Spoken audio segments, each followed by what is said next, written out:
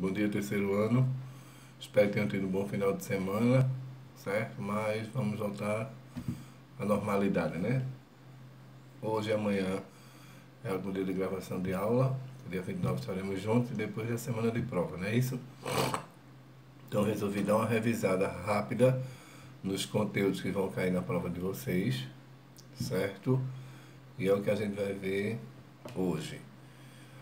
Eu disse a vocês que vai cair na prova de vocês as concordâncias, ou seja, concordância nominal e concordância verbal, e as regências, regência nominal e verbal. Então a gente vai ver hoje, dar uma relembrada nas concordâncias, certo?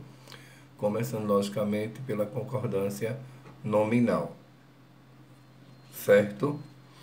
Na concordância nominal, o adjetivo, o pronome, o numeral, certo? Concordam com o substantivo a que se refere. Nessa concordância, o adjetivo, certo? Ele pode ter a função de adjunta de nominal ou a função de predicativo. Primeiro, que seria uma adjunta de nominal, não é isso? É quando o adjetivo está próximo a um substantivo e tem que concordar com ele em gênero, número e grau. Esse adjetivo ele pode estar colocado antes ou após o substantivo. Então, como regra geral, ele vai concordar com o substantivo sempre, certo? Então, só falando de algumas regras, eu tenho que o adjetivo concorda em gênero e número com o substantivo a que se refere, como eu falei para vocês. Um só adjetivo referindo-se a mais de um substantivo de gêneros diferentes. Quando esse adjetivo vem após o substantivo, ele pode ir para o plural masculino, certo? Ou concordar com o substantivo mais próximo. E quando o adjetivo vier antes dos substantivos, ele geralmente concorda com o substantivo mais próximo a ele, tá? Outro caso, mais de um adjetivo referindo-se a um só substantivo. O que é que pode acontecer?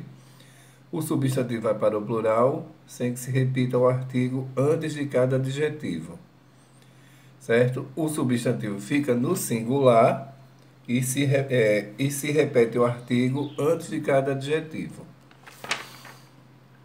Isso a gente viu agora quando o adjetivo funciona como adjunta de nominal. Agora como predicativo, certo? Adjetivo na função predicativa. O predicativo ele pode ser do sujeito ou do objeto, certo? A função do predicativo é qualificar o substantivo, é como se fosse um adjetivo, tá? Então, o predicativo é isso, ele qualifica o substantivo, tá? Digamos, resumindo. Então, nessa função eu tenho predicativo e sujeito simples. Nesse caso, o predicativo concorda em gênero e número com substantivos com sujeito simples. Predicativo e sujeito composto. Quando o predicativo aparece após o sujeito, podem ocorrer as seguintes concordâncias. Os substantivos do sujeito composto são do mesmo gênero. O predicativo toma forma plural no gênero de substantivos. Se os substantivos são de gêneros diferentes, o predicativo toma forma masculina plural.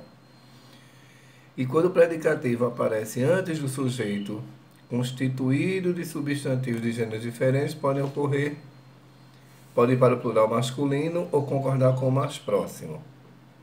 E o predicativo e sujeito representado por pronome de tratamento, quando um sujeito é constituído de pronome de tratamento, é comum concordar o predicativo com o sexo da pessoa que se refere.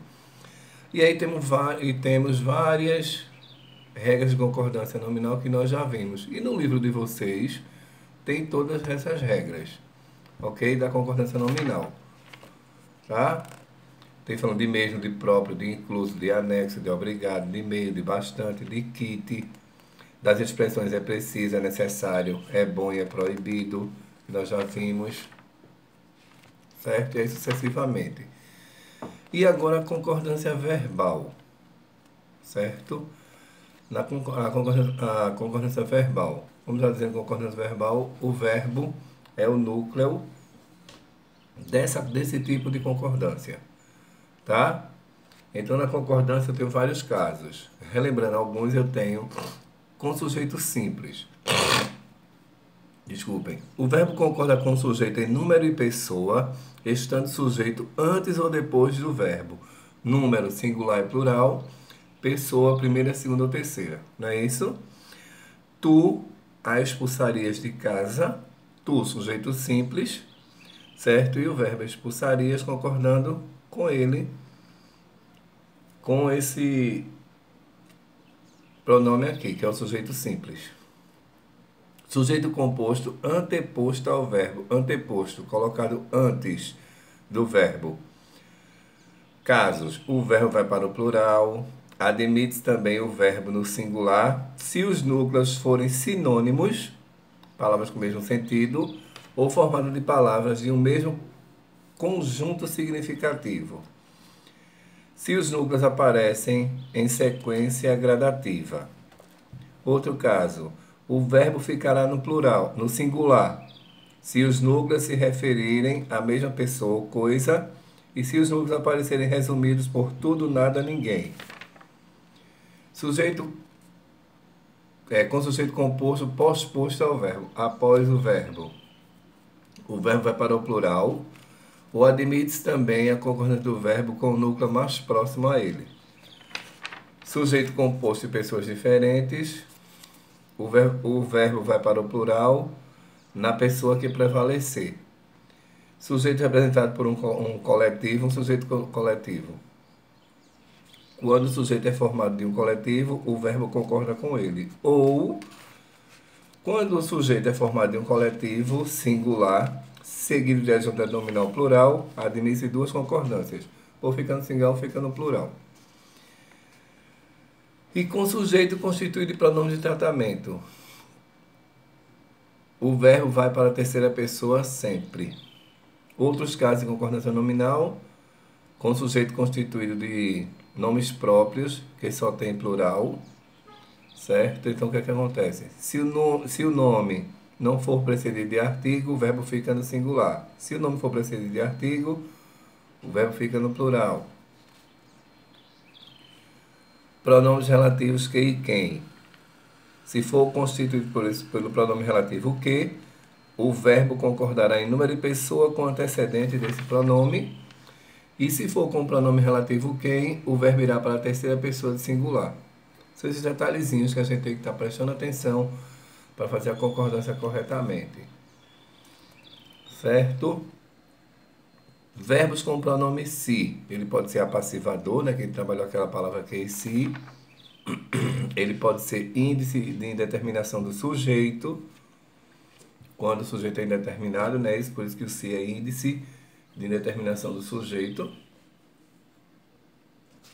Com sujeito formado por expressões um ou outro, um e outro. Um ou outro, o verbo fica no singular. Um e outro, nenhum e outro. Nenhum nem outro, o verbo vai de preferência para o plural. Uns do que, um dos que, uma das que. O verbo vai de preferência para o plural também. E mais de um, menos de um, o verbo concorda com o numeral que segue a expressão. Certo? Formado por número percentual, o sujeito, o verbo poderá concordar com o numeral ou com o termo a que se refere a porcentagem. O verbo concordará com o numeral se este aparecer com determinantes. E aí, sucessivamente, temos várias outras regras. Relembrei só algumas que vocês devem seguir no livro de vocês, no virtual ou no que vocês têm aí, que são os casos de concordância nominal e verbal. Ok, terceiro? Então, dê uma relembrada rápida nas concordâncias, que é o que vai cair na prova de vocês, e a próxima aula gravada, a de amanhã, eu falo um pouco das regências, certo? E dou mais uma pincelada em concordâncias. Ok? Certo? Então se liguem. As concordâncias e as regências são os conteúdos que vocês terão na prova da unidade. Certo? Aquela parte de vírgula e de acentuação foi aquele pedido feito para a gente estar relembrando esses dois conteúdos. Tá certo? Ok? Então uma boa semana a todos. Boas aulas gravadas e até a próxima.